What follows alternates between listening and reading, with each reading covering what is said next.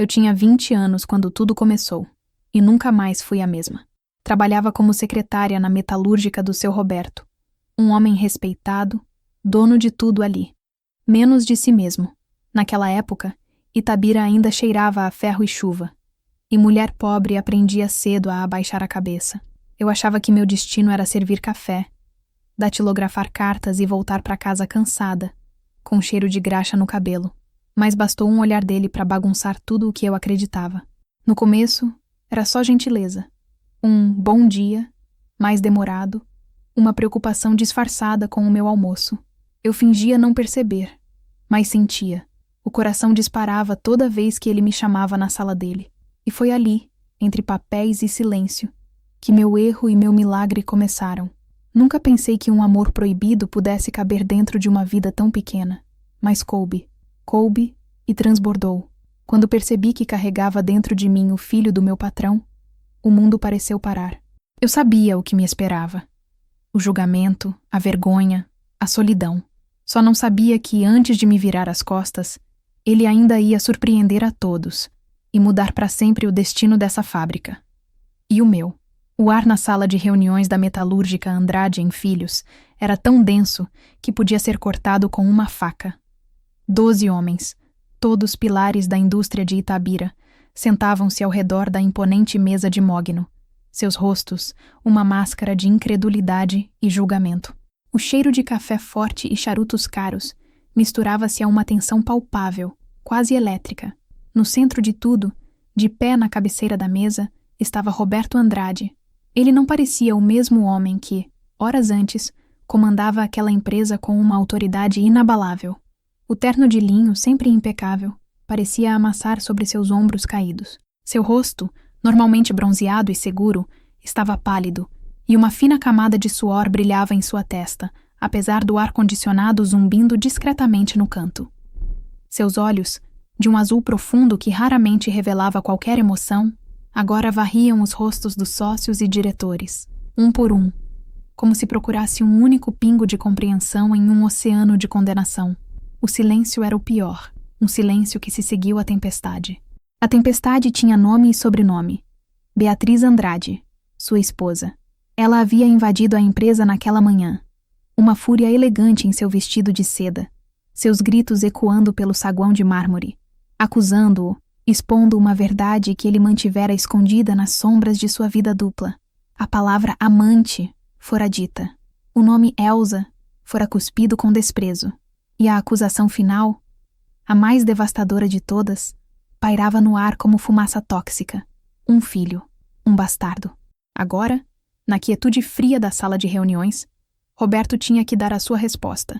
Seu cunhado, Afonso, o primeiro a quebrar o silêncio, falou com a voz gélida da traição familiar. Roberto, isso é um descalabro, uma vergonha para o nome da nossa família, para a reputação desta empresa. Você precisa negar. Dizer que Beatriz está descontrolada, que é uma invenção. Todos os olhos se fixaram em Roberto. Negar era a saída fácil, a rota de fuga que todos esperavam que ele tomasse. Salvar a si mesmo, salvar a empresa, sacrificar a verdade, e com ela, a jovem secretária que carregava seu filho. Ele podia ver o caminho se abrindo à sua frente. Uma mentira bem contada, uma esposa enviada para uma clínica de repouso na Europa, um escândalo abafado. A vida voltaria ao normal. Ele inspirou profundamente, o ar parecendo pesado em seus pulmões. Olhou para as próprias mãos, que tremiam ligeiramente sobre a mesa. Lembrou-se do rosto de Elsa, da forma como seus olhos castanhos, tão cheios de medo e esperança, o encararam quando ela lhe contou sobre a gravidez. Lembrou-se da promessa silenciosa que fez a si mesmo naquele momento. Uma promessa de que, apesar de todo o erro, ele não a abandonaria por completo. Não, disse ele, a voz soando rouca, estranha aos seus próprios ouvidos. A palavra caiu no silêncio como uma pedra em um lago, criando ondulações de choque. Afonso se inclinou para a frente, o rosto vermelho de raiva. Não? O que quer dizer com não? Você vai destruir tudo, Roberto. Por causa de uma qualquer. Roberto ergueu o queixo, e pela primeira vez naquele dia, uma centelha de sua antiga autoridade retornou aos seus olhos. Ele não olhou para o cunhado. Olhou para cada um dos homens naquela sala, forçando-os a encontrar seu olhar. A mulher de quem vocês falam, começou ele, a voz ganhando firmeza. Se chama Elsa Ramos. E ela não é uma qualquer. Ela é a mulher que está esperando um filho meu. Um murmúrio de espanto percorreu a sala. Alguém deixou cair uma caneta, e o som pareceu um tiro no silêncio opressivo. E eu quero deixar uma coisa absolutamente clara para todos aqui, continuou Roberto, sua voz agora ressoando com uma decisão fria e irrevogável. Este filho é meu. Eu o assumirei, com todas as consequências que isso trouxer, para mim, para minha família, e se necessário para esta empresa. A responsabilidade é minha, e somente minha, ele terminou de falar. A sala mergulhou novamente em um silêncio atordoado, mas desta vez era diferente. Não era mais um silêncio de expectativa, mas de veredito. Naquele instante, Roberto Andrade, o poderoso industrial, havia assinado sua própria sentença. Ele havia escolhido a verdade, e a verdade, ele sabia, lhe custaria tudo. O que ele ainda não sabia era o preço que Elsa pagaria por sua coragem tardia.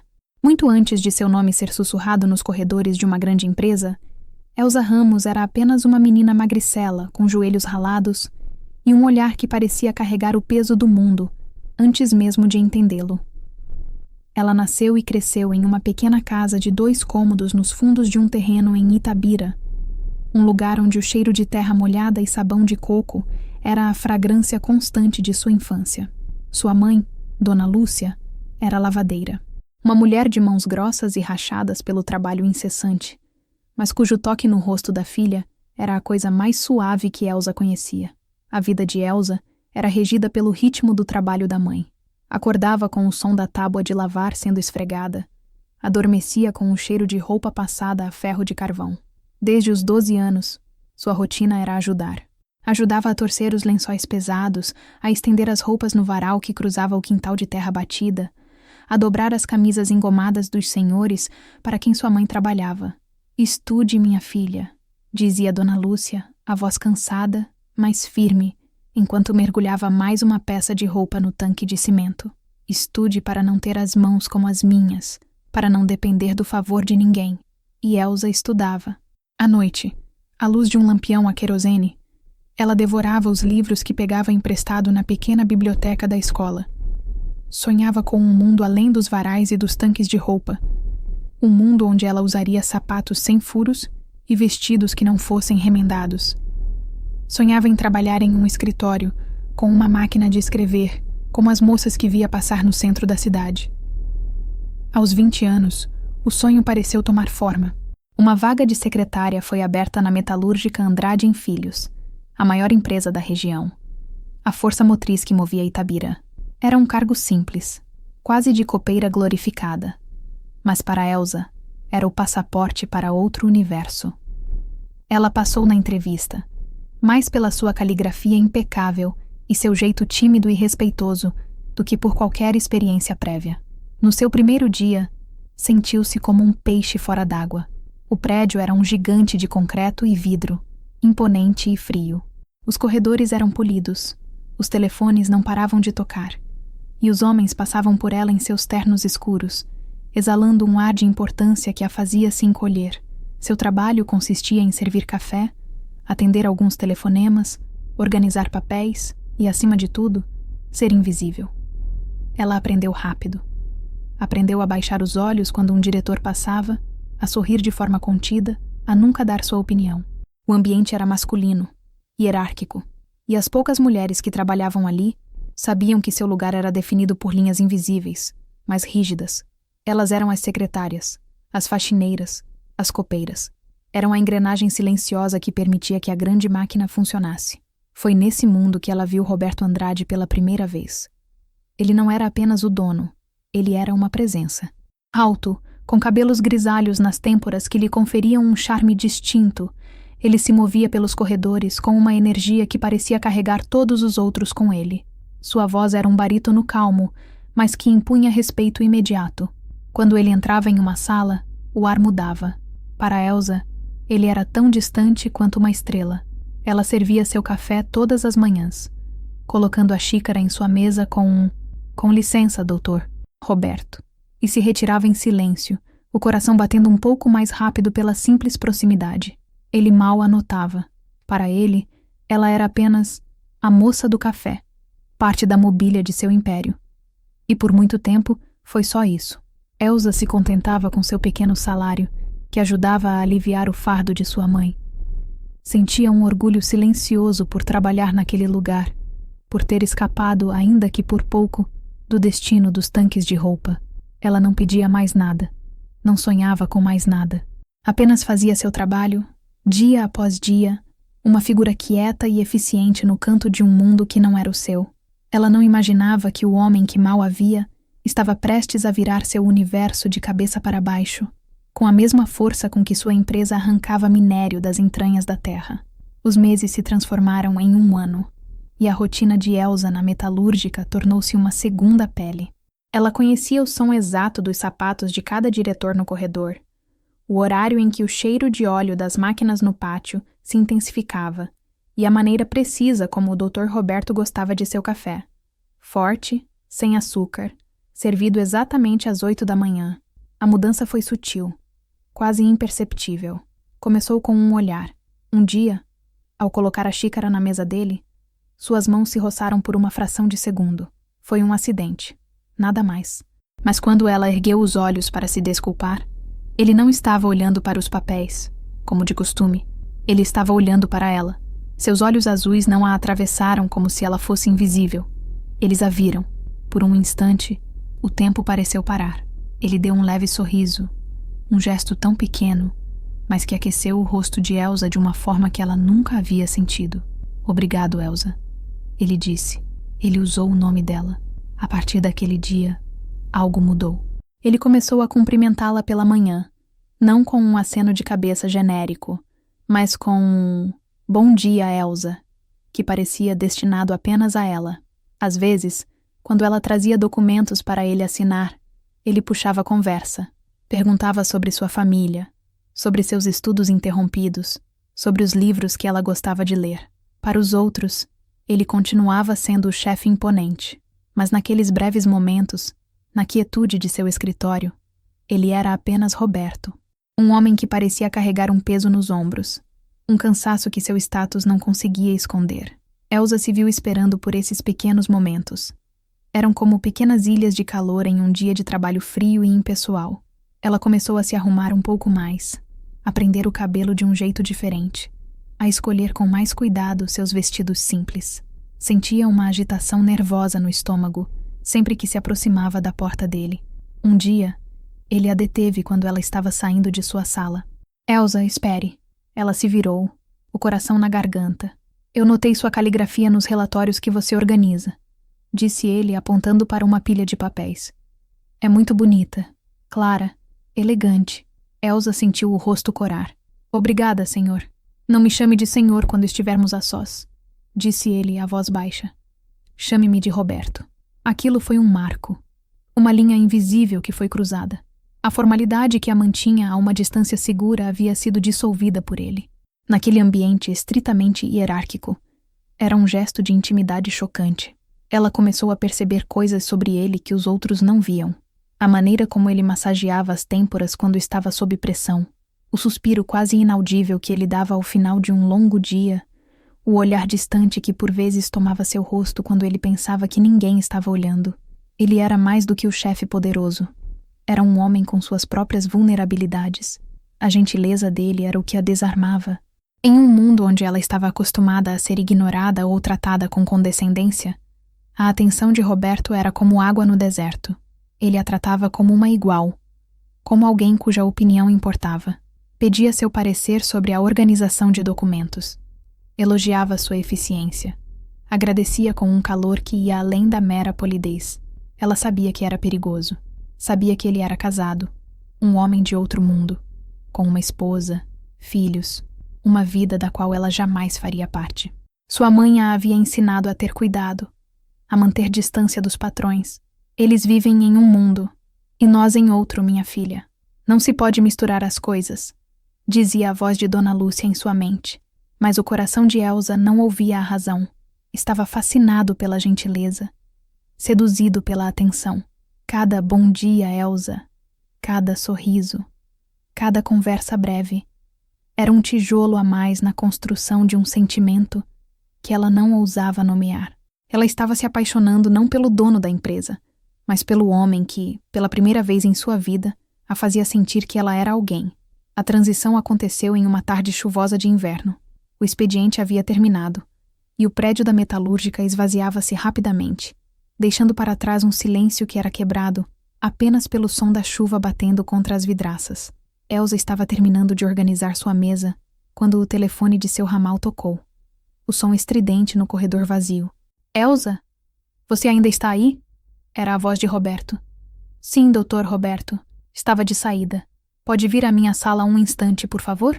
O coração dela deu um salto. Ela ajeitou o vestido e caminhou pelo corredor mal iluminado, o som de seus sapatos ecoando no piso polido. A porta dele estava entreaberta. Ele estava de pé, perto da janela, observando a chuva cair sobre o pátio da fábrica. Havia tirado o paletó e afrouxado a gravata. Desculpe te segurar, disse ele, virando-se para ela. Eu só não queria ficar sozinho. A confissão pairou no ar, tão vulnerável e inesperada que Elsa não soube o que dizer. Sente-se, ele convidou, apontando para uma das poltronas de couro que ficavam em frente à sua mesa. Era a primeira vez que ela se sentava ali. Sempre ficava de pé, em uma postura de subordinação. Ela se sentou na beirada da poltrona, as mãos no colo.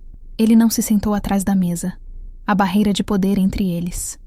Em vez disso, puxou uma cadeira e sentou-se mais perto dela. Dia difícil? Ela arriscou, a voz um pouco trêmula. Ele soltou um suspiro cansado. Todos os dias são difíceis, de um jeito ou de outro. Hoje é o aniversário de morte do meu pai. Foi ele quem construiu tudo isso. Ele gesticulou para a sala, para a fábrica lá fora. Ele me deixou um império e um fardo. Às vezes acho que o fardo é maior que o império. Elsa ouviu em silêncio enquanto ele falava. Ele falou sobre a pressão de carregar o nome da família, sobre as expectativas dos sócios, sobre a solidão do topo. Falou de um jeito que ela suspeitava que ele não falava com mais ninguém. Ela não era mais a secretária. Era uma confidente. E você, Elsa? Ele perguntou de repente, fixando os olhos nela.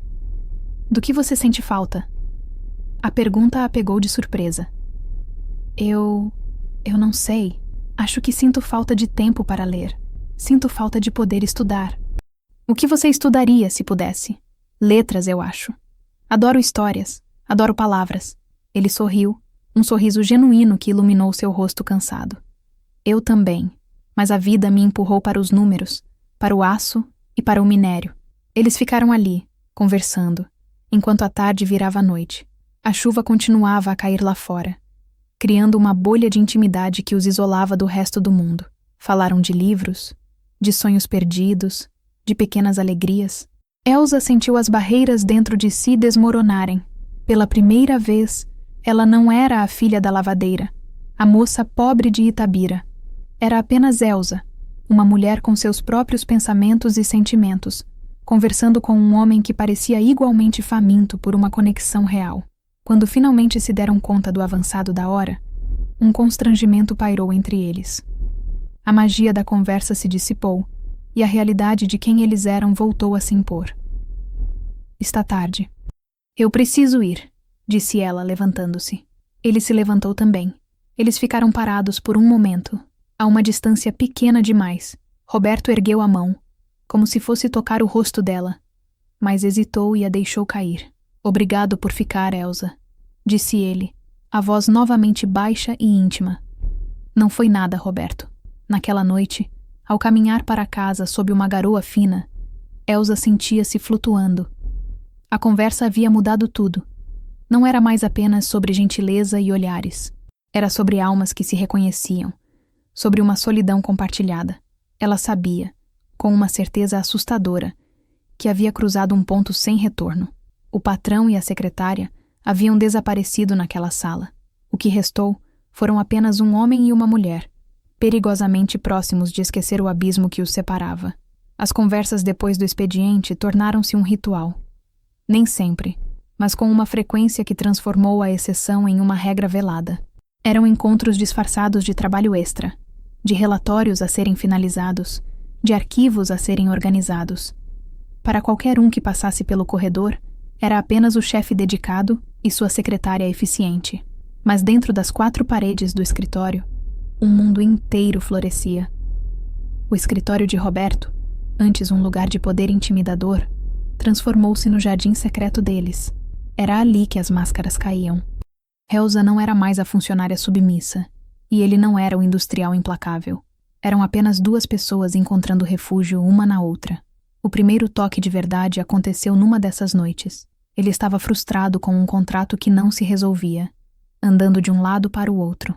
Elsa, vendo sua angústia, aproximou-se e, sem pensar, pousou a mão em seu braço. "Vai dar tudo certo", ela disse, a voz suave. Ele parou de andar, olhou para a mão dela em seu braço, depois para o rosto dela. A eletricidade do toque foi instantânea. Um choque que percorreu ambos. Lentamente, ele cobriu a mão dela com a sua. Não disse nada. Apenas ficaram ali, parados, o contato físico dizendo tudo o que as palavras não conseguiam.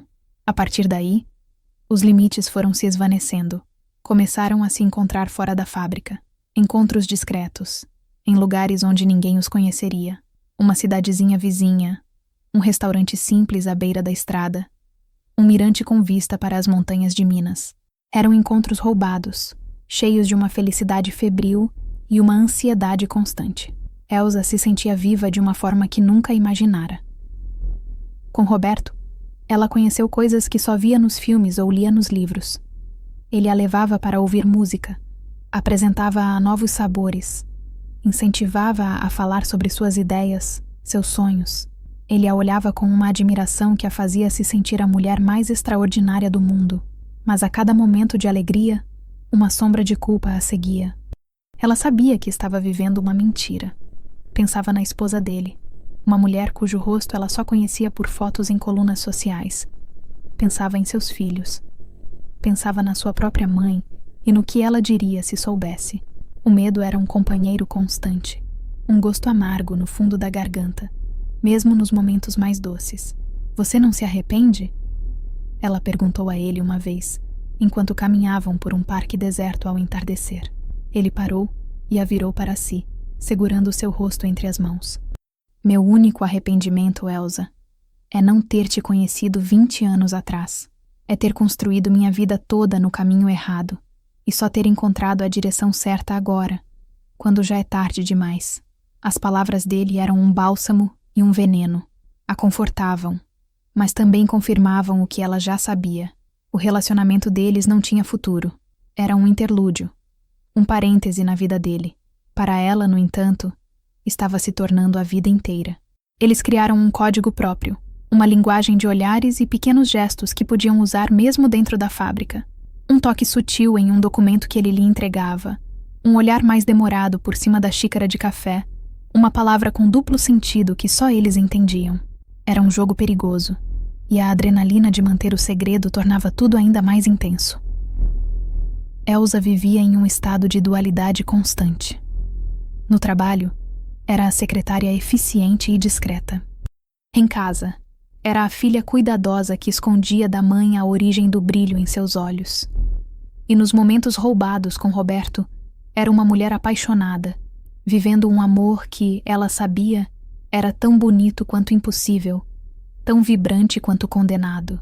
Seu jardim secreto era exuberante, mas ela tinha a sensação constante de que estava cultivando flores em solo vulcânico, ciente de que, a qualquer momento, tudo poderia ser consumido pelas chamas. O amor, para Elsa, sempre fora um conceito abstrato, algo que pertencia aos romances que lia. Em sua vida real, não havia espaço para ele. Havia trabalho, responsabilidade, o cuidado com a mãe. Com Roberto, porém, o abstrato se tornou visceral. Era o coração que disparava ao ouvir seus passos, a pele que se arrepiava com seu toque, a mente que não conseguia se concentrar em mais nada. Ela estava irremediavelmente apaixonada, e em sua inocência, começou a confundir a intensidade do presente com a possibilidade de um futuro. Roberto nunca lhe prometeu nada. Ele nunca disse, "Vou deixar minha esposa", ou "Vamos ficar juntos". Suas palavras eram sempre cuidadosamente vagas, focadas no agora. Você me faz feliz, Elsa, ele dizia. Com você eu posso respirar. Mas suas ações, para o coração esperançoso de Elsa, pareciam promessas. Ele lhe deu um pequeno apartamento alugado no centro da cidade. Um lugar só deles. Para termos nossa privacidade, ele explicou. Para Elsa, aquele lugar era mais do que um refúgio. Era o esboço de um lar. Ela o decorou com cuidado, com flores baratas e cortinas que ela mesma costurou. Esperava por ele ali, cozinhava para ele, e por algumas horas eles brincavam de ter uma vida normal. Ele falava de viagens que fariam juntos. Um dia vou te levar a Paraty. Você vai adorar o mar. Imagine nós dois em Buenos Aires dançando tango. Eram sonhos ditos em voz alta, e Elsa os agarrava como se fossem planos concretos. Ela se via ao lado dele, em uma praia, em uma cidade distante, livre dos olhares e dos segredos. A esperança dela era alimentada por cada gesto dele. Ele a incentivou a voltar a estudar, pagando por um curso supletivo noturno. Você é inteligente demais para parar no tempo, Elsa. Você merece mais. Ele lhe dava livros de presente, com dedicatórias que ela lia e relia até decorar. Para Elsa, que me ensinou a ver cores em um mundo cinza. Como não sonhar? Como não acreditar que um homem que investia tanto em seu crescimento e em sua felicidade não a queria para a vida toda? A lógica lhe dizia que era impossível. A sociedade, a família dele, o dinheiro, o status, tudo era uma barreira intransponível. Mas o coração dela, teimoso e apaixonado, sussurrava que o amor deles era forte o suficiente para superar qualquer obstáculo. Ela começou a imaginar o dia em que ele contaria a verdade. Imaginava a conversa difícil, a separação e depois, a liberdade. Imaginava-se sendo apresentada como sua companheira, não como sua amante. O sonho era tão vívido, tão poderoso, que por vezes parecia mais real do que a dura verdade de sua situação. O auge de sua esperança ingênua veio em uma noite especial, no aniversário dela. Ele a levou para jantar em um restaurante mais sofisticado, em Belo Horizonte, onde ninguém os reconheceria. Ele lhe deu uma pequena caixa de veludo. Dentro, um colar delicado, com um pequeno pingente de topázio azul, da cor dos olhos dele. Para que você sempre se lembre de mim, ele disse, colocando o colar em seu pescoço. Eu nunca poderia te esquecer, ela respondeu, os olhos cheios de lágrimas. Naquele momento, sob a luz suave das velas, com o colar frio em sua pele, Elsa sentiu-se como se ele estivesse selando um compromisso. Lembre-se de mim. Não soou como um adeus, mas como uma promessa de permanência. Ela não percebeu a melancolia subjacente em suas palavras. A tristeza de um homem que sabia que a memória era tudo o que ele podia, realisticamente, lhe oferecer. Ela guardou aquela noite, aquele colar, aquelas palavras, no fundo de sua alma. Eram a prova, para si mesma, de que o amor deles era real e de que valia a pena esperar. Ela se apegou a essa promessa não dita com toda a força de seu ser, sem perceber que estava construindo seu castelo de sonhos sobre um terreno que já começava a tremer sob seus pés. A bolha de felicidade e segredo em que viviam era frágil, e Elsa sabia disso. Mas o primeiro susto real veio de onde ela menos esperava. Não de um olhar curioso na rua ou de um encontro acidental, mas de dentro da própria empresa, o lugar onde tudo começou. Era uma segunda-feira. Roberto estava em viagem, e a fábrica parecia mais cinzenta e monótona sem ele. Elsa estava na copa, preparando um café para si, quando ouviu duas das secretárias mais antigas, Cida e Marlene, conversando em voz baixa no corredor. Ela não queria escutar, mas uma palavra a fez congelar. Beatriz. Dizem que ela está desconfiada, disse Cida. A voz um sussurro conspiratório. Afonso comentou com a minha prima que a irmã dele anda estranha, fazendo perguntas, olhando os extratos do cartão dele. Mas desconfiada de quê? Perguntou Marlene. O Dr. Roberto é tão discreto, sempre foi. Sei lá, mas dizem que ele anda diferente, mais aéreo, mais feliz. E para uma mulher casada há 25 anos, marido feliz sem motivo aparente é sinal de problema. Cida riu. Uma risada abafada e maldosa. Ela deve ter farejado perfume de mulher pobre nas roupas dele. Elsa sentiu o sangue gelar em suas veias. O café em sua mão tremeu. Ela se encolheu no canto da copa, rezando para que não a vissem. As palavras de Cida, perfume de mulher pobre, a atingiram como um tapa. Era assim que a viam? Era isso que ela era? Ela esperou que elas se afastassem e voltou para sua mesa, o coração batendo descontroladamente. A conversa a havia jogado de volta à realidade de forma brutal. Para aquelas mulheres, para o mundo, ela não era a amada de Roberto. Era a outra, a ameaça, a aventura de um homem rico e entediado. Quando Roberto voltou de viagem, 2 dias depois, Elsa não conseguiu esconder sua ansiedade. Ele percebeu imediatamente. O que aconteceu? Ele perguntou, fechando a porta de seu escritório. Ela contou sobre a conversa que ouvira. Viu o rosto dele se fechar, uma ruga de preocupação se formando entre suas sobrancelhas. São apenas fofocas, Elsa. Não dê ouvidos a isso, ele disse, tentando tranquilizá-la. Roberto, ela está desconfiada. E se ela descobrir? O pânico em sua voz era evidente. Ela não vai descobrir. Eu tomarei mais cuidado. Ele garantiu, abraçando-a. Mas o abraço dele não a acalmou.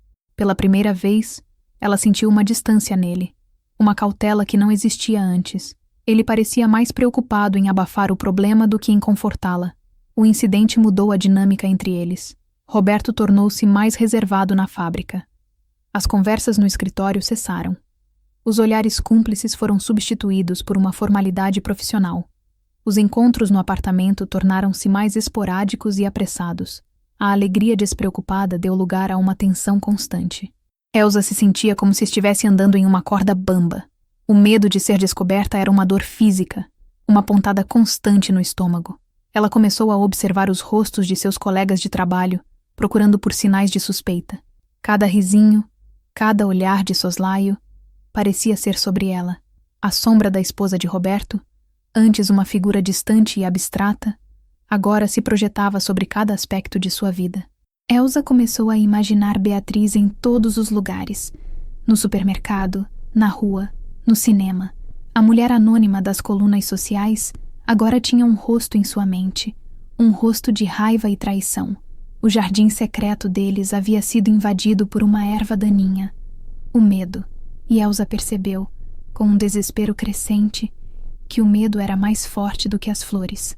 Ele estava sufocando tudo, envenenando a única coisa bonita que ela já tivera em sua vida. A primeira sombra havia caído sobre eles, e ela tinha o pressentimento sombrio de que a escuridão total não demoraria a chegar. O enjoo matinal começou como um incômodo passageiro. Elsa o atribuiu ao estresse, à ansiedade que se tornara sua companheira constante. Mas quando os enjoos se tornaram mais frequentes e um cansaço avassalador começou a tomar conta de seu corpo, um medo primitivo e gelado começou a se instalar em seu coração. Ela conhecia os sinais. Tinha visto em primas, em vizinhas. A ausência de seu ciclo mensal era a confirmação que ela se recusava a aceitar. Por semanas, viveu em um estado de negação, empurrando o pensamento para o fundo de sua mente, esperando que fosse apenas um alarme falso. Mas seu corpo não mentia. Em uma tarde de sábado, com as mãos trêmulas, ela foi à única farmácia do bairro que vendia os testes de gravidez recém-chegados ao mercado. Comprou o pequeno pacote como se estivesse comprando veneno, escondendo-o no fundo da bolsa.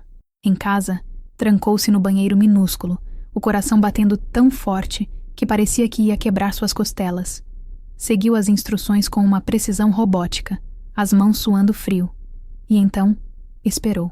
Foram os 3 minutos mais longos de sua vida. O tempo se arrastou. Cada segundo um martelo batendo em sua cabeça. Ela não ousava olhar. Fechou os olhos, rezando para todas as santas que sua mãe a ensinara a venerar. Quando finalmente abriu os olhos e olhou para o pequeno visor de plástico, seu mundo desabou. 2 linhas. Nítidas, inegáveis, cruéis. Elsa sentiu o chão sumir sob seus pés. Apoiou-se na parede fria para não cair. O ar pareceu ter sido sugado de seus pulmões. 2 linhas. Uma sentença. Um futuro inteiro reescrito em um instante. Não havia alegria. Não havia a emoção de uma nova vida a caminho. Havia apenas pânico. Um pânico avassalador que a sufocava. Ela, Elsa Ramos, filha da lavadeira solteira, estava grávida. Grávida de seu chefe, um homem casado, poderoso, um pilar da sociedade. Sua mente disparou. Um turbilhão de pensamentos catastróficos. Sua mãe. O que ela diria? A vergonha, a decepção. Seria o fim dela. Seu emprego. Seria demitida, claro. Quem manteria uma secretária grávida do patrão? Seu nome seria arrastado na lama. Ela seria a qualquer, a destruidora de lares. A fofoca que ouvira no corredor da empresa era apenas um ensaio para o escândalo que estava por vir. E Roberto? Como ele reagiria? Ele, que já estava tão cauteloso e distante por causa das suspeitas da esposa. Um filho seria a bomba atômica em sua vida perfeitamente construída. Ele a abandonaria? Diria que o filho não era dele? A faria se livrar dele. O pensamento a fez sentir um novo tipo de náusea. Uma náusea moral. Ela se olhou no espelho pequeno e rachado sobre a pia. O rosto que a encarava de volta era o de uma estranha. Uma jovem pálida com olhos arregalados de terror. Ela colocou a mão sobre o ventre. Ainda plano. Não sentia nada. Mas sabia que ali, dentro dela, crescia o maior segredo de sua vida. Um segredo que tinha o poder de destruir não apenas a ela, mas a todos ao seu redor. Ela se sentou no chão frio do banheiro e chorou. Chorou em silêncio, abafando os soluços com as mãos, para que sua mãe não ouvisse no outro cômodo. Chorou pela perda de sua inocência, pelo fim de seu sonho de amor, pela vida que ela conhecia, e que naqueles 3 minutos de espera havia acabado para sempre. As 2 linhas não representavam uma adição à sua vida. Representavam a subtração de todas as suas escolhas. Levaram 3 dias. 3 dias em que Elsa viveu em um nevoeiro de medo, mal conseguindo comer ou dormir. Cada vez que o telefone tocava, ela pulava de susto. Cada vez que Roberto passava por sua mesa na fábrica, ela sentia o pânico subir pela garganta, impedindo-a de falar. Como se conta a um homem que você vai implodir o mundo dele? Finalmente ela não aguentou mais. A angústia estava a consumindo por dentro. Em uma quinta-feira à tarde, quando o escritório já estava mais calmo, ela tomou coragem. Bateu na porta dele, as juntas dos dedos brancas de tensão. Entre, disse a voz dele. Ele estava atrás de sua mesa, revisando alguns papéis. Levantou os olhos, e seu sorriso profissional morreu ao ver a expressão no rosto de Elsa. O que foi? Você está pálida, ele disse, levantando-se. Sente-se. Ela não se sentou. Permaneceu de pé, perto da porta, como se precisasse garantir uma rota de fuga. Suas mãos estavam torcendo um lenço até quase rasgá-lo. Roberto, eu preciso te contar uma coisa. Sua voz era um fio, fraca e trêmula. Ele a encarou, a preocupação em seu rosto se aprofundando. Pode falar, Elsa. Você está me assustando. Ela respirou fundo, fechou os olhos por 1 segundo e então abriu-os, forçando-se a encará-lo. Eu estou grávida. As palavras caíram no silêncio do escritório. Elsa viu a cor sumir do rosto de Roberto. Ele empalideceu de uma forma que ela nunca tinha visto, a pele assumindo um tom acinzentado. Ele abriu a boca para falar, mas nenhum som saiu.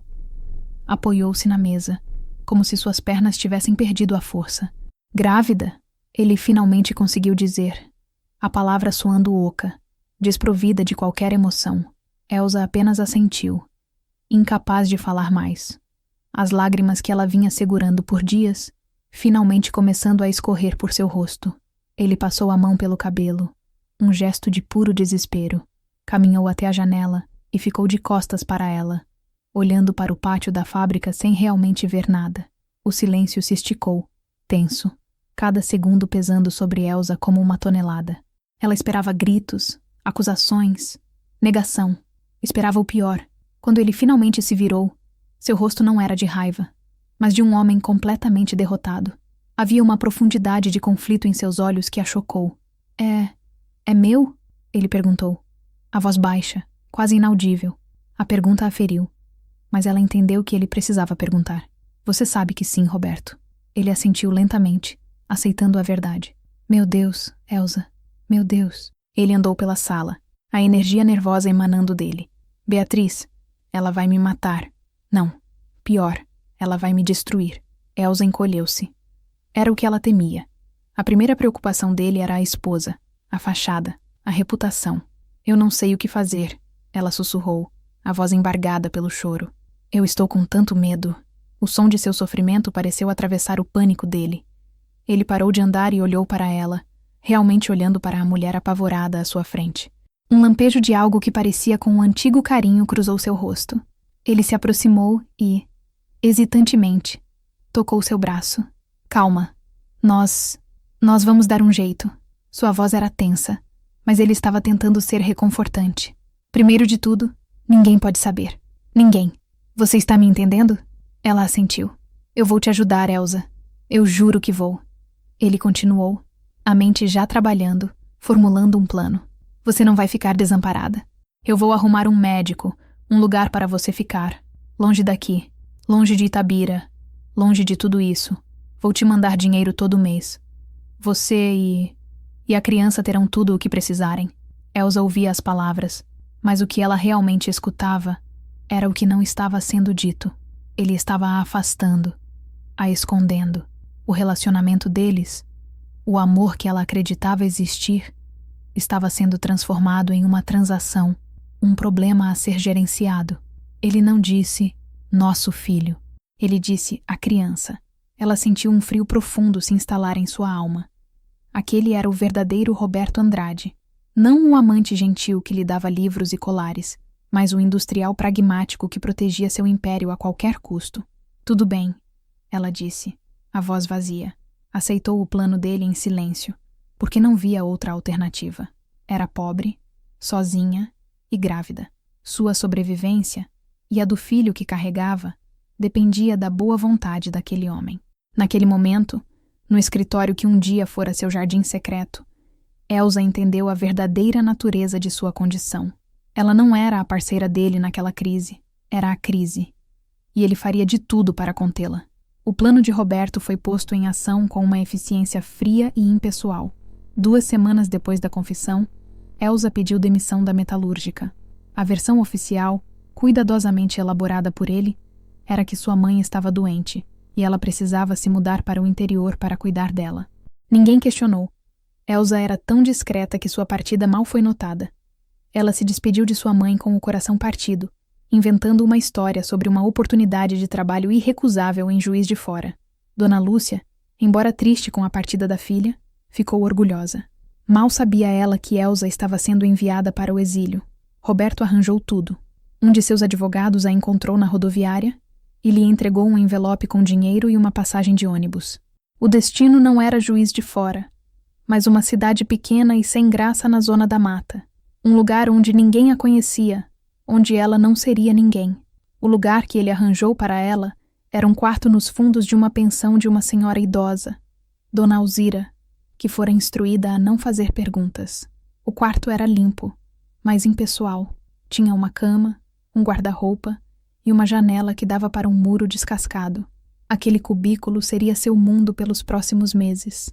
A solidão era esmagadora. Elsa passava os dias dentro do quarto, saindo apenas para o essencial. O medo de encontrar alguém conhecido, por mais improvável que fosse, a mantinha prisioneira.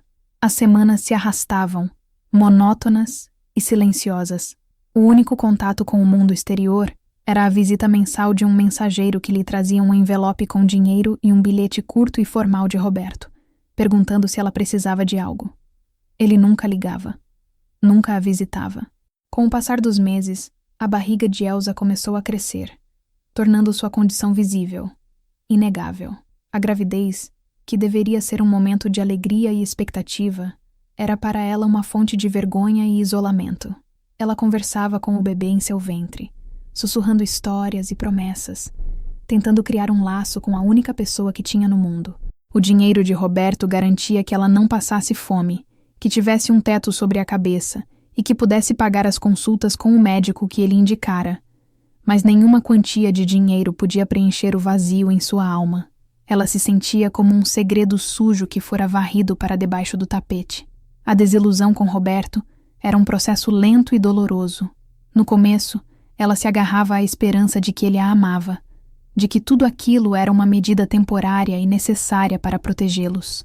Ela relia os bilhetes dele, procurando por qualquer traço de afeto nas palavras frias e protocolares. Mas com o tempo, a dura realidade se impôs. Ela percebeu que o amor que ela sentia não era correspondido da mesma forma. Para ela, ele era tudo. Para ele, Ela era uma complicação, um risco a ser gerenciado à distância. O homem que a incentivara a estudar, que elogiava sua inteligência, agora a tratava como uma incapaz, alguém cuja vida inteira podia ser administrada por meio de envelopes e mensageiros. Foi nesse exílio, na solidão de seu quarto, que Elsa começou a mudar.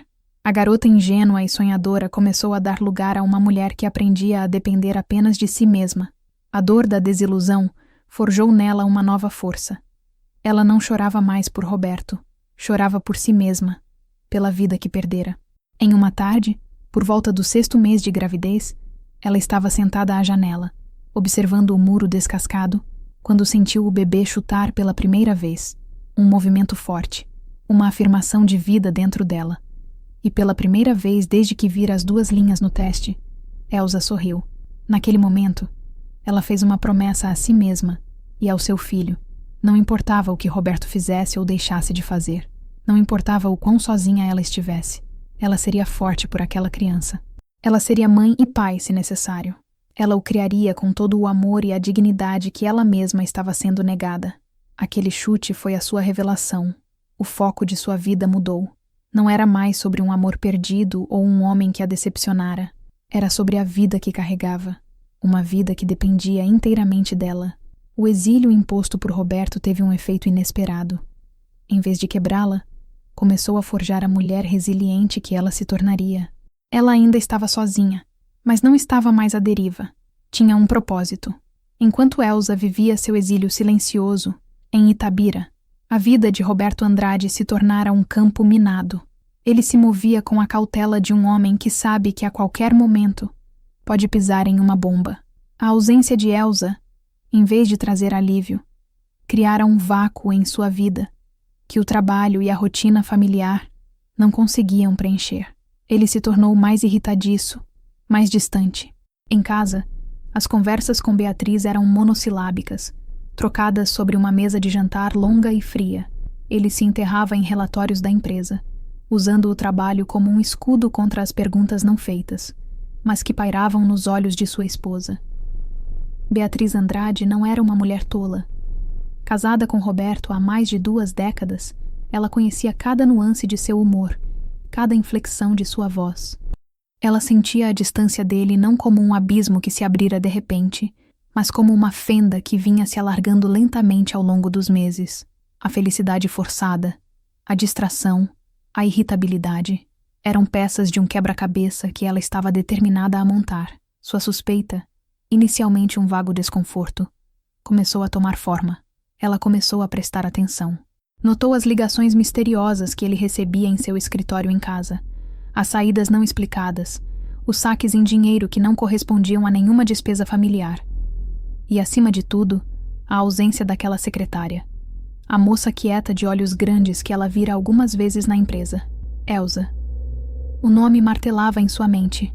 A fofoca, que antes era apenas um ruído de fundo na vida da elite de Itabira, começou a chegar aos seus ouvidos de forma mais direta. Uma amiga, em um chá da tarde, comentou com uma falsa compaixão sobre como Roberto parecia cansado.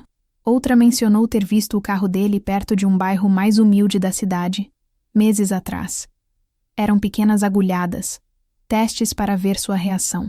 Beatriz mantinha a compostura, sorrindo e negando com a elegância que se esperava dela. Mas por dentro, a raiva e a humilhação fermentavam.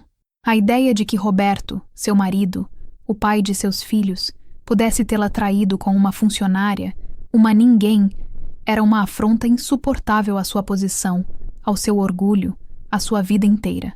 A confirmação veio através de seu irmão, Afonso. Preocupado com o comportamento do cunhado e com os rumores que começavam a afetar a imagem da empresa, Afonso contratou um detetive particular. A investigação foi rápida e brutalmente eficiente. O detetive descobriu o apartamento alugado, o pedido de demissão súbito de Elsa Ramos e, o mais devastador, os pagamentos mensais sendo enviados para uma pensão em uma cidade pequena. Afonso confrontou Roberto primeiro, em particular, tentando resolver a situação dentro da família. A conversa foi explosiva. Roberto, encurralado, admitiu o caso, mas tentou minimizar a situação, chamando-a de um erro que ele já havia corrigido. Ele omitiu a gravidez, esperando que esse segredo, pelo menos, pudesse ser mantido.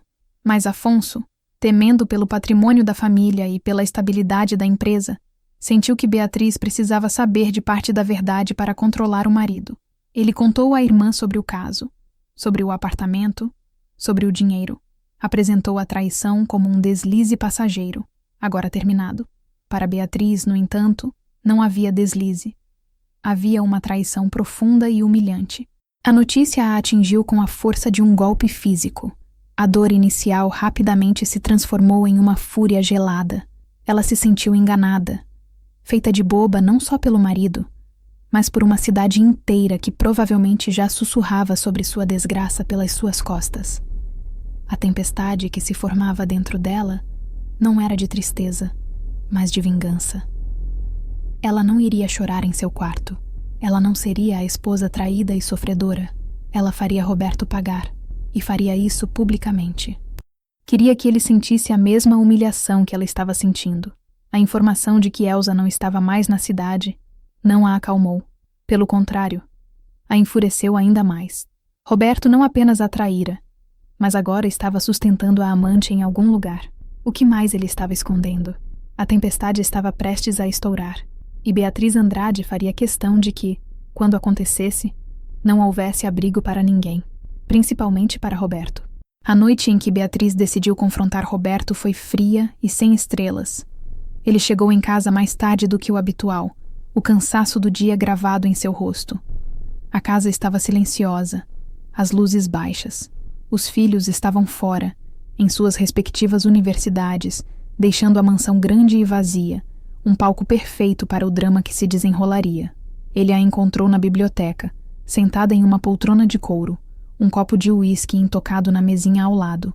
Ela usava um vestido de seda preto, e a única joia que ostentava era a aliança de casamento em seu dedo, que ela girava nervosamente. "Boa noite", disse ele, afrouxando a gravata. "Dia longo." "Sente-se, Roberto", ela disse, a voz desprovida de qualquer calor. Não era um convite. Era uma ordem. Ele sentiu um arrepio. A atmosfera estava carregada. Ele se sentou na poltrona em frente a ela, a grande lareira de pedra apagada entre eles. "O que foi, Beatriz? Aconteceu alguma coisa?" Ela o encarou por um longo momento, os olhos escuros perscrutando os dele, procurando por qualquer sinal de mentira antes mesmo de a primeira pergunta ser feita. "Eu quero que você me diga quem é Elsa Ramos." O nome, dito em voz alta naquela sala, naquele contexto, foi como o estalar de um chicote. Roberto sentiu o sangue fugir de seu rosto. O pior cenário possível estava acontecendo. Ele abriu a boca para formular uma negação, uma desculpa, mas o olhar de Beatriz o deteve. Ela sabia. "Não se atreva a mentir para mim, Roberto." Ela continuou, a voz baixa e perigosa. "Não se atreva a me insultar mais do que você já fez." Ele baixou os olhos, derrotado. "Beatriz, eu posso explicar." "Explicar?" Ela riu, um som seco e sem alegria. "O que há para explicar? Que você, meu marido, o homem com quem construí uma vida, estava se deitando com uma secretária? Que você alugou um ninho de amor para vocês a 10 minutos da nossa casa? Que você agora está sustentando a sua vagabunda em outra cidade? O que mais você quer explicar?" Cada palavra era um golpe. Ele a olhou, vendo não apenas raiva, mas uma dor profunda em seu rosto. "Isso acabou, Beatriz. Foi um erro, um terrível erro." "Um erro?" Ela se levantou, a calma se quebrando, a fúria finalmente vindo à tona. Ela começou a andar pela sala, a energia contida explodindo em gestos nervosos. "Um erro é quando você pega o caminho errado voltando para casa. O que você fez foi uma escolha. Você me escolheu. Escolheu nossos filhos, nossa família, nosso nome. E jogou tudo no lixo por uma aventura com uma garota que não tem onde cair morta. Não fale dela assim", ele disse, a voz firme. Foi a coisa errada a dizer. Beatriz parou e o fuzilou com o olhar. "Ah, agora você a defende? Você a defende para mim, dentro da nossa casa? Quão baixo você pode ir, Roberto? Não é sobre defendê-la. É sobre assumir minha responsabilidade. O erro foi meu, inteiramente meu. Ela não tem culpa." "Ela não tem culpa?" Beatriz gritou, a voz ecoando na biblioteca silenciosa. Ela sabia que você era casado. Ela sabia que você tinha filhos. Ela é tão culpada quanto você. Mas você é pior, porque você me devia lealdade. 25 anos, Roberto. Eu te dei 25 anos da minha vida. Eu sacrifiquei minha própria carreira para criar seus filhos, para ser a anfitriã perfeita, a esposa do grande Roberto Andrade. E é assim que você me paga? As lágrimas escorriam pelo rosto dela agora. Mas não eram lágrimas de fraqueza. Eram de raiva. Eu quero saber uma coisa, e quero a verdade. Há mais alguma coisa? Algum outro segredo sujo que eu precise saber antes que a cidade inteira descubra e ria da minha cara? Roberto ficou em silêncio. A pergunta pairava entre eles, carregada com o peso da verdade que ele ainda escondia. A gravidez. O filho. Ele não conseguia dizer. Não ali. Não daquele jeito. Seu silêncio foi a resposta. Beatriz o interpretou como uma confirmação de que havia mais. Muito mais. Seu rosto se contorceu em uma máscara de desprezo e dor. Saia, ela sussurrou, a voz rouca. Beatriz, vamos conversar. Eu disse para sair. Ela gritou, apontando para a porta. Saia da minha casa. Vá para o inferno, Roberto. Mas saiba de uma coisa. Isso não vai ficar assim. Você me humilhou. Agora, eu vou te destruir. Eu vou destruir seu nome, sua reputação, tudo o que você mais preza. Você vai se arrepender do dia em que olhou para aquela mulher. Ele a olhou uma última vez, vendo a mulher que amara um dia transformada em uma estranha cheia de ódio. Sem dizer mais uma palavra, ele se levantou e saiu da biblioteca, o som da porta se fechando atrás dele, soando como o fim de sua vida. Na manhã seguinte, Beatriz Andrade acordou com um único propósito gravado em sua mente: a vingança. A dor da noite anterior havia se solidificado em uma determinação fria e cortante. Ela não iria se esconder ou se lamentar. Ela iria para o coração do império de Roberto, o lugar onde sua identidade e seu poder estavam mais entrelaçados, e o exporia diante de seu próprio reino. Ela se vestiu com um cuidado meticuloso, escolhendo um tailleur de linho de cor marfim, elegante e austero. Cada peça de roupa, cada joia discreta, era uma armadura.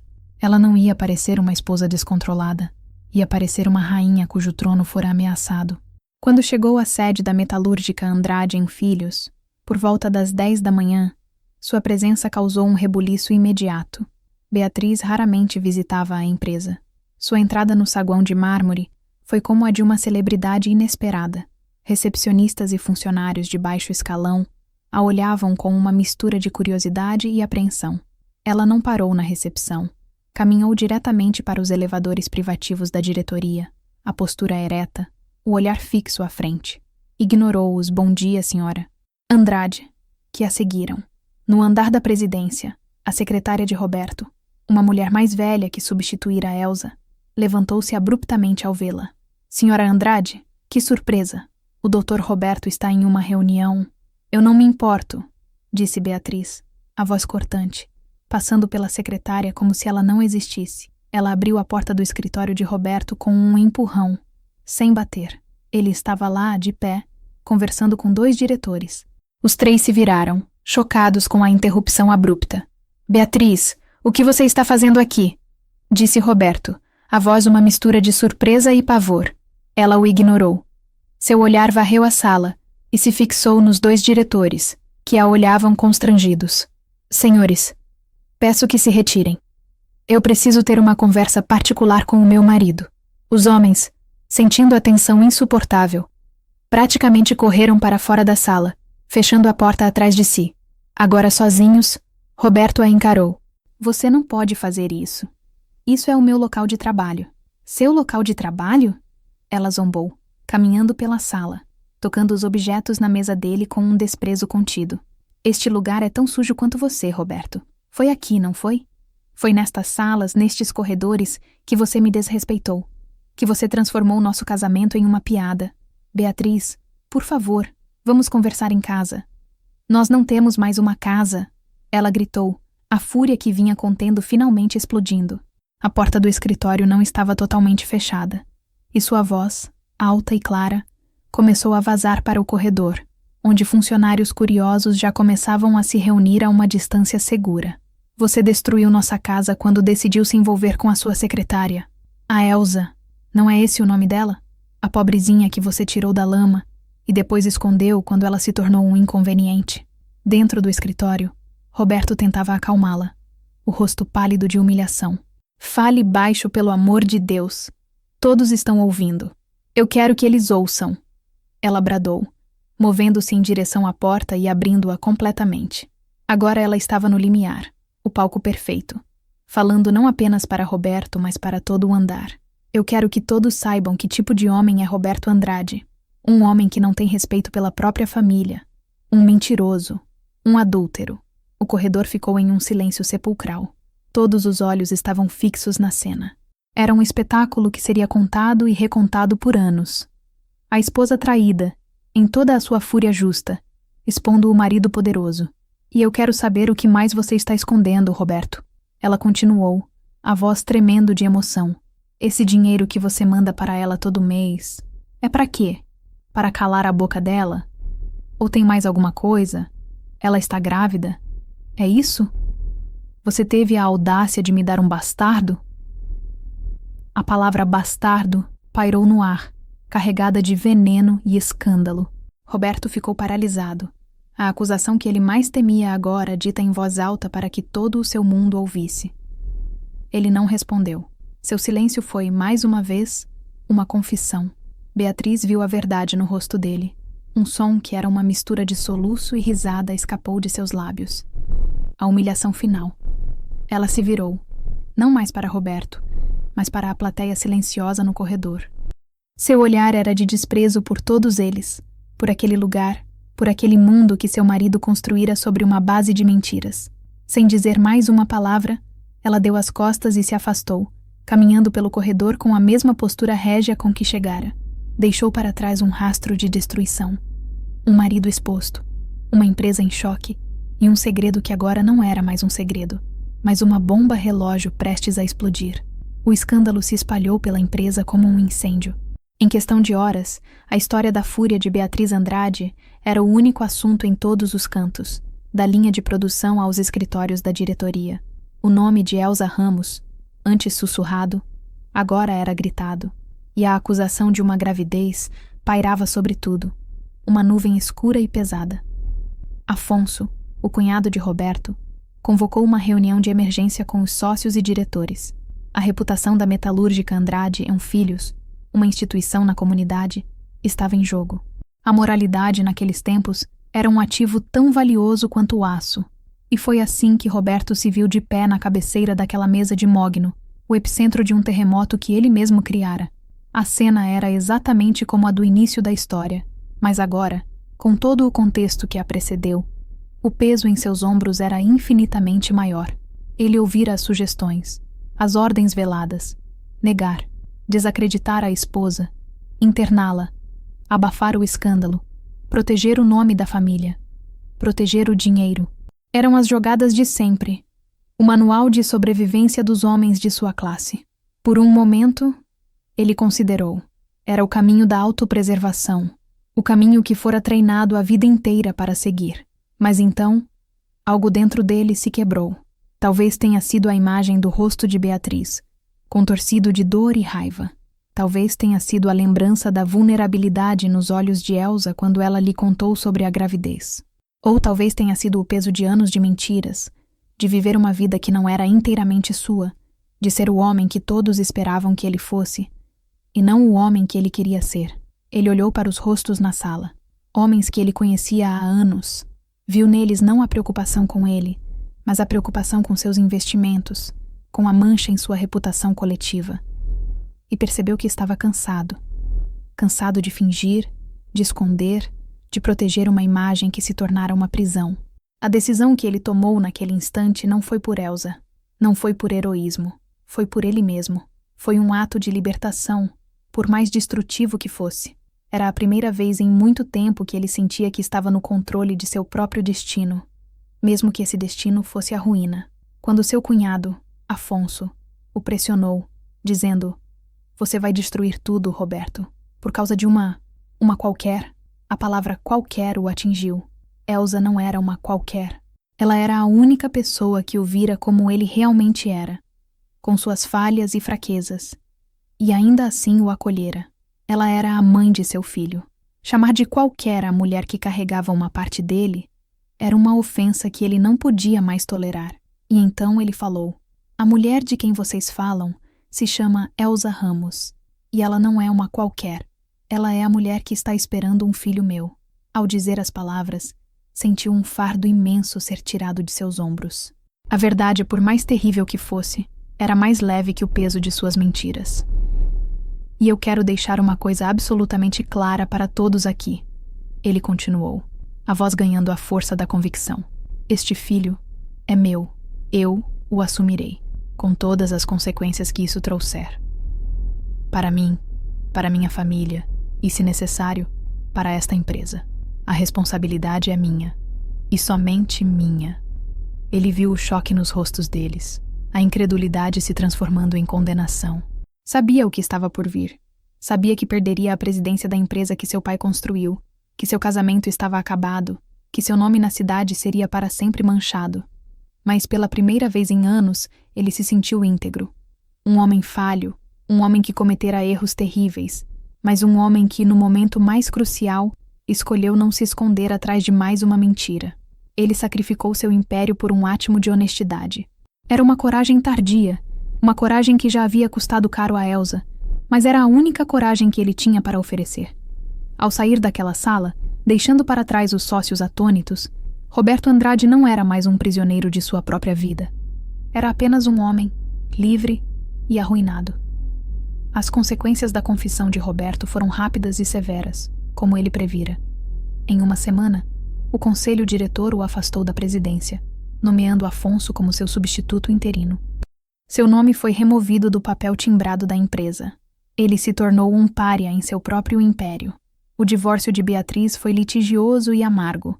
Um processo que o despojou de parte considerável de sua fortuna pessoal. A notícia do escândalo se espalhou por Itabira. Mas a história que o povo contava era distorcida, pintando Elsa como a vilã, a secretária ambiciosa que seduzira o chefe para dar o golpe da barriga. Sua mãe, Dona Lúcia, sofreu com os olhares e os cochichos dos vizinhos. A vergonha era uma nuvem pesada sobre sua casa. Longe de tudo isso, na sua pensão isolada, Elsa soube do que acontecera por meio de uma carta de Roberto. Não era um bilhete formal como os outros. Era uma carta longa, escrita à mão. Nela, ele contava tudo. A fúria de Beatriz, a reunião do conselho, sua confissão. "Eu sinto muito, Elsa", ele escreveu. "Sinto por ter te colocado no meio deste furacão. Sinto por minha covardia ter te levado ao exílio, e minha coragem tardia ter te exposto ao julgamento de todos. Eu não peço seu perdão, pois não o mereço. Mas quero que saiba que, apesar de tudo, farei o que é certo para você e para nosso filho." E ele fez. Mesmo com sua própria vida em frangalhos, ele usou o que lhe restava de influência e dinheiro para garantir o futuro dela. Comprou uma pequena casa para ela em um bairro tranquilo de Belo Horizonte, longe o suficiente de Itabira para que ela pudesse recomeçar. Depositou uma quantia significativa em uma conta em nome dela, uma pensão que garantiria que ela e o filho nunca passassem por necessidades. Ele mesmo a levou para a nova casa. Foi a última vez que se viram por muito, muito tempo. A viagem de carro foi silenciosa, o ar pesado com tudo o que não podia ser dito. Ao chegarem na pequena casa de paredes recém-pintadas, ele a ajudou com as malas. "É sua, Elsa. Ninguém pode tirar isso de você", disse ele, entregando-lhe as chaves. "Obrigada, Roberto", ela disse, a voz embargada. Havia tanta coisa que ela queria dizer. Raiva, gratidão, tristeza. Mas as palavras não saíam. Ele olhou para a barriga dela, agora proeminente. "Cuide-se. E cuide dele." Ele hesitou, depois estendeu a mão e tocou seu ventre por um breve instante. Foi um toque de despedida. "Você não vai querer vê-lo?" ela perguntou, a última faísca de esperança se recusando a morrer. Ele balançou a cabeça, os olhos cheios de uma tristeza profunda. "Seria melhor para ele não ter um pai como eu por perto. Meu nome agora é Veneno. Não quero que ele seja contaminado por isso. Deixe que ele cresça em paz. Talvez um dia, quando ele for um homem, ele possa entender." E com isso, ele se virou, entrou no carro e foi embora, deixando-a na porta de sua nova vida, uma vida de solidão e maternidade, financiada pelo homem que amara e que, ao mesmo tempo, destruíra seus sonhos. 2 semanas depois, em um hospital de Belo Horizonte, Elsa deu à luz um menino saudável, de cabelos escuros e olhos de um azul surpreendentemente familiar. Ela o segurou nos braços, o coração transbordando de um amor feroz e protetor. Ela o chamou de Leandro, um nome que significava Homem-Leão, um nome forte, para um menino que precisaria ser forte.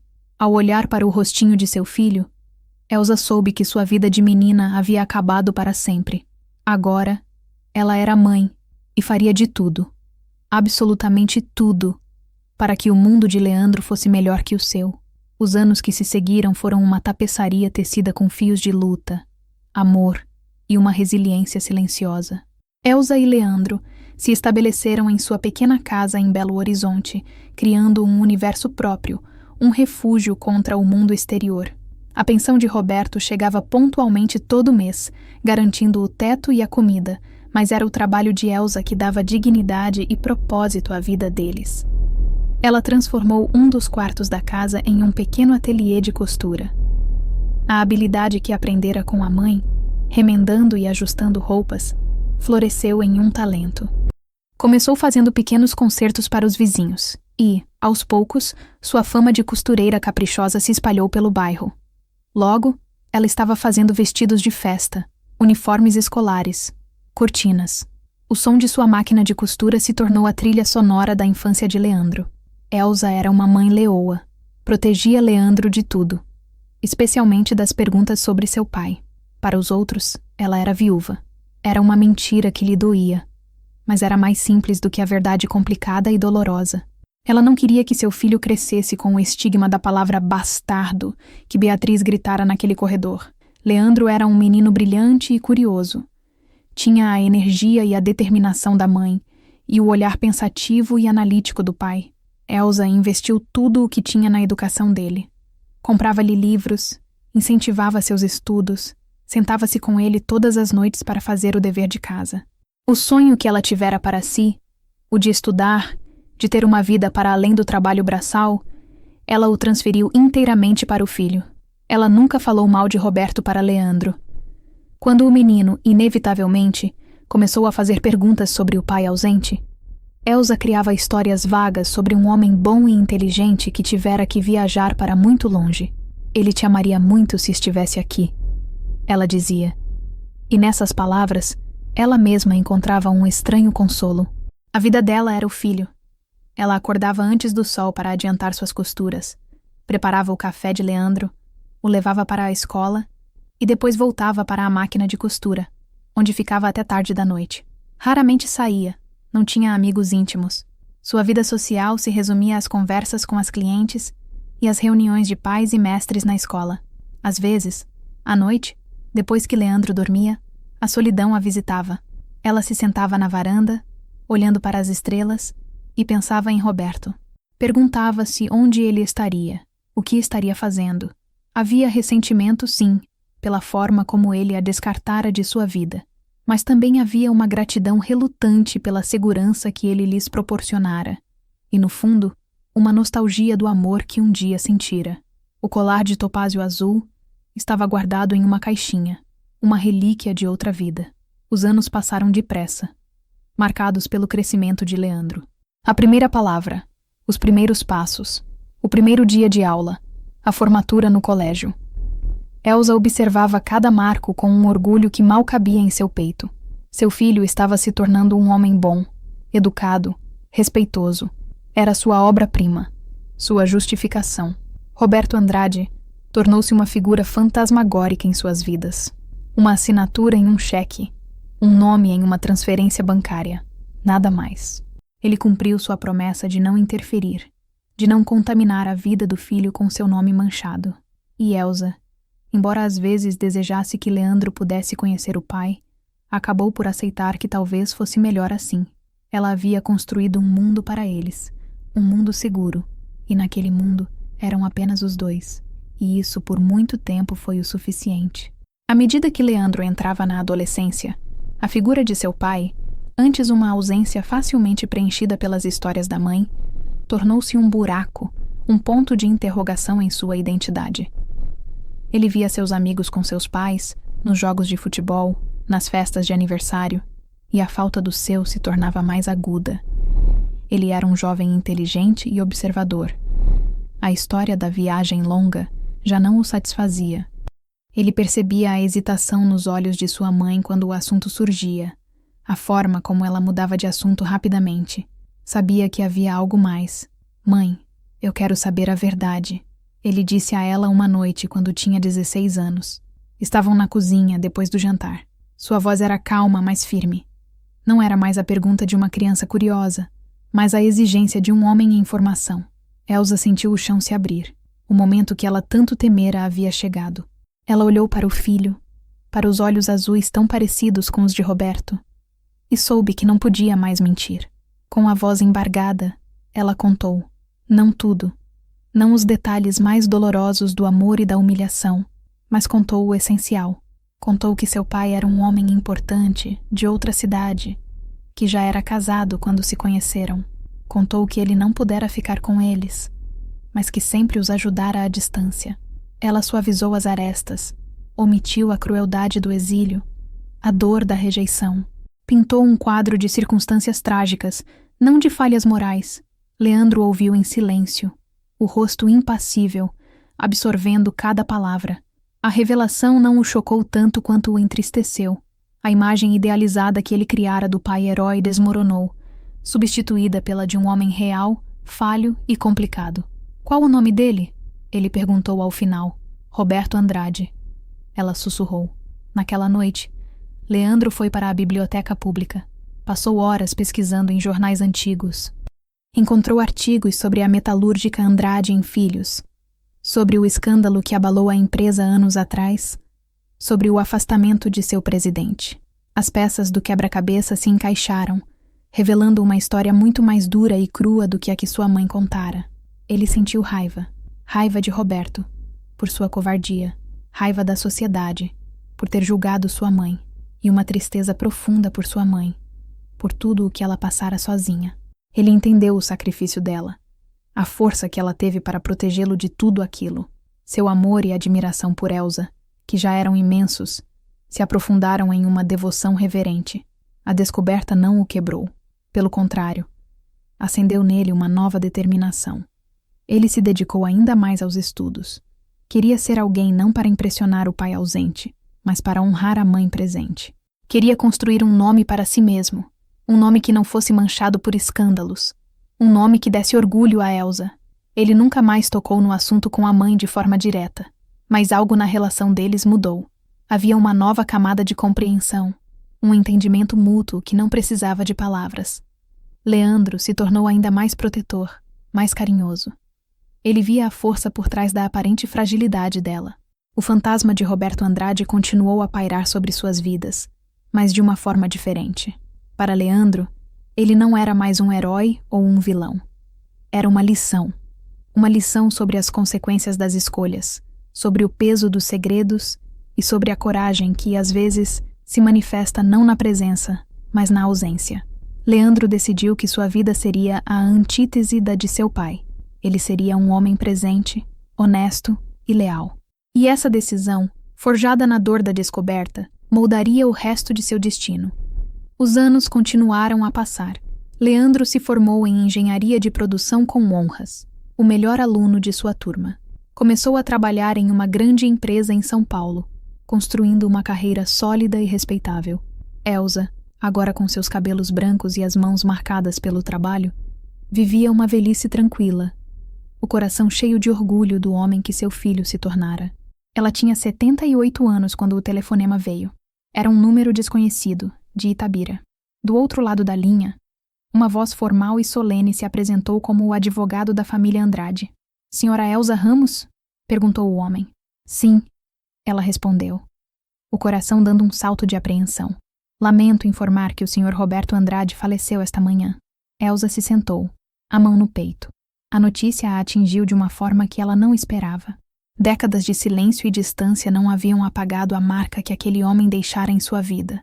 Não era amor, não era tristeza, mas um sentimento complexo de perda, O fechamento final de um capítulo que ela pensava já estar encerrado. O advogado continuou, explicando os arranjos para o velório e o enterro. E então, ele disse algo que a chocou. O Sr. Andrade deixou instruções específicas para que a senhora e seu filho, Leandro Ramos, fossem convidados para a cerimônia. Elsa desligou o telefone, a mão tremendo. Contou a Leandro que decidiu imediatamente que eles iriam. Precisamos ir, mãe. Por você, para fechar esse ciclo. A viagem para Itabira foi como uma jornada de volta a um passado distante e doloroso. A cidade havia mudado, mas a presença da metalúrgica ainda era esmagadora. Ao chegarem à capela onde o velório estava sendo realizado, Elsa sentiu um frio na barriga. O lugar estava cheio de homens engravatados e mulheres elegantemente vestidas. Era o mundo de Roberto. Um mundo que ela apenas espiara pela porta dos fundos.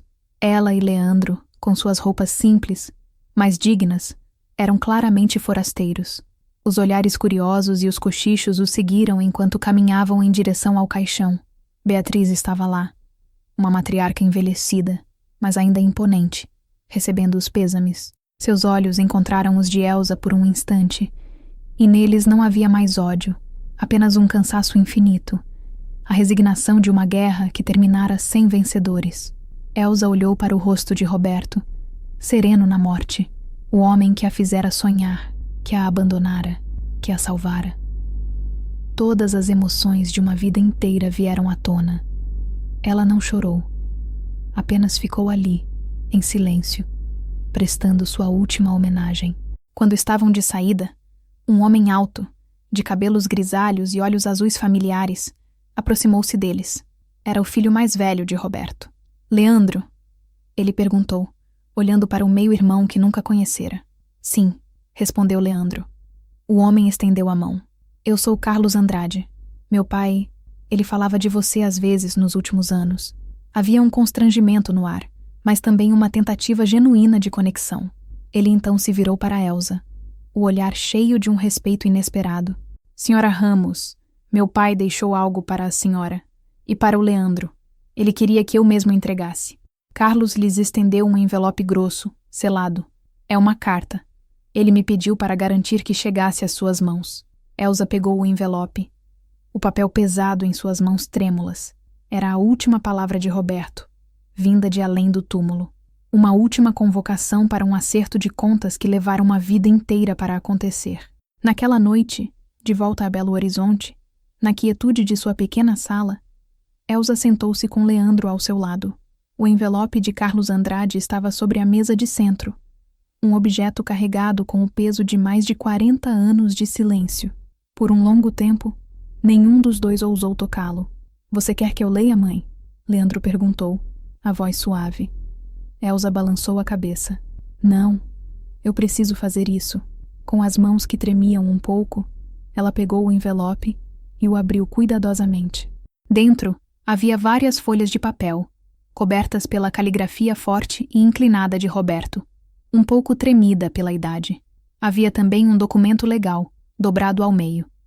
Elsa colocou o documento de lado e começou a ler a carta em voz alta, a voz falhando no início, mas ganhando firmeza à medida que avançava. Minha querida Elsa, se você está lendo esta carta, significa que eu já não estou mais neste mundo. E talvez seja melhor assim, pois só agora, diante da finitude, encontro a coragem para dizer o que deveria ter dito há tanto tempo. Eu sei que a palavra querida pode soar falsa vinda de mim, o homem que te causou tanta dor, mas saiba que, em todos os anos de nossa separação, não houve um dia sequer em que eu não tenha pensado em você. Você foi a única luz em uma vida de sombras e obrigações. O amor que senti por você foi a coisa mais real, e ao mesmo tempo, a mais destrutiva que já me aconteceu. Minha maior covardia não foi ter te amado, mas não ter tido a força para lutar por esse amor. Eu me escondi atrás do meu nome, do meu dinheiro, da minha família. Sacrifiquei nossa felicidade no altar da conveniência e da reputação. E o preço que paguei por isso foi uma vida inteira de arrependimento. Quando soube do nosso filho, meu primeiro instinto foi o medo. Medo de perder tudo o que eu tinha. E nesse medo, eu te exilei, te escondi, te tratei como um problema. Foi o maior erro da minha vida. O dia em que confessei a paternidade dele na frente de todos não foi um ato de heroísmo, como alguns podem ter pensado. Foi um ato de desespero. A única maneira que encontrei de me libertar da prisão de mentiras que eu mesmo construí. Mas essa libertação veio tarde demais para nós. Eu escolhi ficar longe de Leandro, porque acreditava que minha presença, meu nome manchado, só lhe traria dor. Eu via de longe, através de relatórios que pedia, seu crescimento, suas conquistas na escola, o homem maravilhoso que ele se tornava sob seus cuidados. Vi em cada foto o reflexo do amor que não tive a coragem de viver. Você, Elsa, foi a melhor mãe que ele poderia ter. Você fez tudo sozinha, com uma força e dignidade que eu nunca possuí. Eu não posso voltar no tempo para consertar meus erros. Não posso te dar os anos que perdemos. Mas posso, ao menos, tentar reparar parte do dano e dar ao nosso filho o que é dele por direito. Elsa fez uma pausa, respirando fundo, e pegou o documento legal. Seus olhos passaram pelas cláusulas formais, e então ela leu a parte principal em voz alta, a voz embargada de espanto.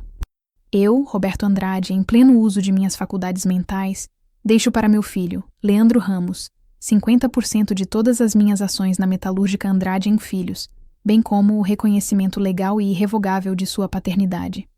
As lágrimas que Elsa segurara por décadas finalmente vieram. Um dilúvio de emoções. Ela chorou como nunca antes em sua vida. Não pelo dinheiro, não pela herança. Chorou pelo reconhecimento. Chorou pela confissão tardia de amor e arrependimento. Chorou por finalmente ouvir, nas palavras de um homem morto, tudo o que seu coração jovem esperara uma vida inteira para escutar. Leandro a abraçou, o queixo apoiado no topo da cabeça dela, enquanto ela soluçava em seus braços. Ele também tinha lágrimas nos olhos. A carta não lhe dera um pai, mas lhe dera um encerramento. Dera-lhe a peça que faltava em sua história. A prova de que ele não fora um erro, mas o fruto de um amor que, embora trágico e falho, fora real. Naquela sala, mãe e filho, abraçados, finalmente encontraram a paz. O segredo que os definira por tanto tempo havia se dissolvido, substituído por uma verdade que, embora dolorosa, era finalmente libertadora. A revelação do testamento de Roberto caiu como uma bomba na família Andrade e na cidade de Itabira. Houve tentativas de contestação por parte de alguns parentes, mas o documento era incontestável. Leandro Ramos, o filho desconhecido, era agora um dos maiores acionistas da empresa onde sua mãe um dia servira café. Leandro, no entanto, não agiu com a impetuosidade de um herdeiro vingativo. Ele agiu com a calma e a inteligência que Elsa lhe ensinara. Passou meses estudando a empresa, entendendo seus processos, suas finanças, sua cultura. Quando finalmente assumiu seu lugar no conselho, não o fez com arrogância, mas com uma competência silenciosa que rapidamente calou seus detratores. Ele não demitiu Afonso, não perseguiu aqueles que um dia desprezaram sua mãe. Em vez disso, trabalhou para modernizar a empresa, para torná-la mais humana, mais eficiente. Sua visão, aliada ao seu profundo conhecimento técnico, revitalizou a metalúrgica. Ele não era apenas o filho do patrão, ele era um líder. Elsa nunca quis o luxo que o dinheiro poderia comprar. Continuou em sua casinha em Belo Horizonte, com sua máquina de costura e seu jardim, mas algo nela havia mudado. O peso que carregara nos ombros por toda a vida desaparecera. Havia uma leveza em seu andar, um brilho em seus olhos. Ela não era mais a mulher que guardava um segredo vergonhoso. Era a matriarca de uma nova história. Às vezes, Leandro a levava para visitar a empresa em Itabira. Ela caminhava por aqueles corredores polidos, não mais como a secretária invisível, mas como a mãe do presidente do conselho. Ela via a sala de reuniões onde a vida de Roberto fora desfeita e a sua indiretamente redefinida. Via o escritório onde amara e se decepcionara. Em uma dessas visitas, Leandro a levou para a sala da presidência, a mesma sala que um dia fora de Roberto. Era o final do expediente. O sol poente entrava pela janela, banhando o ambiente em uma luz dourada. Leandro estava de pé, perto da janela, olhando para o pátio da fábrica, um eco da imagem de seu pai tantos anos antes. Mas não havia cansaço em sua postura, apenas força e propósito. Ele se virou para ela e sorriu. Naquele momento, Elsa viu nele a fusão perfeita do passado e do futuro. Viu a inteligência e os olhos azuis de Roberto, mas viu também a sua própria resiliência, sua própria dignidade. Você está orgulhosa? Ele perguntou. Mais do que as palavras podem dizer, ela respondeu, o coração transbordando. Naquele instante, olhando para o filho que criara contra todas as probabilidades, Elsa finalmente entendeu o percurso tortuoso de sua vida. O amor que nascera errado, nas sombras de um relacionamento proibido, não fora apenas uma fonte de dor, fora também uma semente. Uma semente que, regada por seu sacrifício e sua força, germinara e se transformara em uma árvore forte e frondosa. Ela se lembrou da menina que fora, a filha da lavadeira, cheia de medo, vergonha e uma coragem que ela mesma não sabia que possuía, e pensou que ninguém nasce para ser sombra. Algumas vidas, como a dela, demoram mais para encontrar a luz, mas no fim, até mesmo o que a sociedade chama de pecado, pode, com o tempo e com o amor, se transformar em uma semente de dignidade, e a sua, finalmente, havia florescido. A jornada de Elsa nos mostra que cada vida guarda uma história de força e superação, muitas vezes nos lugares mais inesperados. Se a coragem silenciosa desta avó tocou o seu coração, demonstre seu apoio deixando um like neste vídeo. E nos comentários, conte-nos o que mais te emocionou nesta narrativa. Para não perder outras histórias que celebram a resiliência do espírito humano, inscreva-se no canal e ative as notificações. A sua história, de alguma forma, também merece ser contada. Obrigado por nos ouvir.